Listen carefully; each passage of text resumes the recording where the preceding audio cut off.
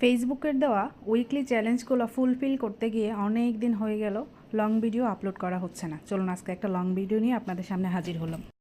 ভিডিওর এন্ট্রি দেখে অবশ্যই বুঝতে পেরেছেন আজকে কারোর বার্থডে ছিল, মানে আমাদের মিষ্টুর বার্থডে ছিল। ভিডিওটা প্রথম থেকে শেষ পর্যন্ত দেখেন, ভালো লাগবে আশা করি।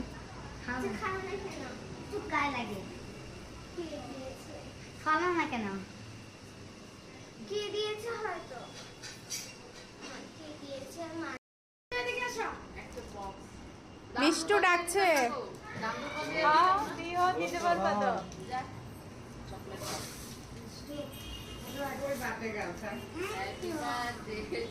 বার্থডে গাল দুনিয়াদারি উল্টা গেল, সাহিত্য দাদাকে ছাড়া কেক কাটবে না, তাই সাহিত্য দাদার দেওয়া গিফট পেয়ে সে মহা আনন্দে সেই গিফট পরে দাদার সাথে একটা ছবিও তুলে ফেলল।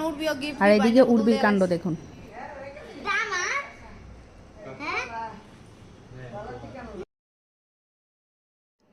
তারপর আস্তে ধীরে জন্মদিনে নিমন্ত্রিত অতিথিরাও চলে আসছে এক এক করে।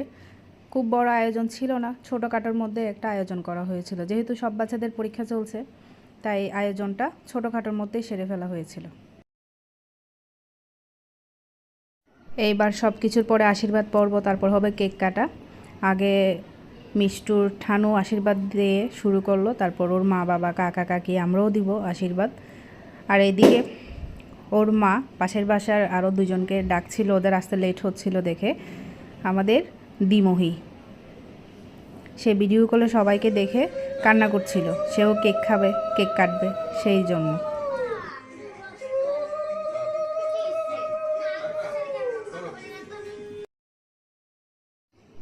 এইবার কেক কাটার পালা।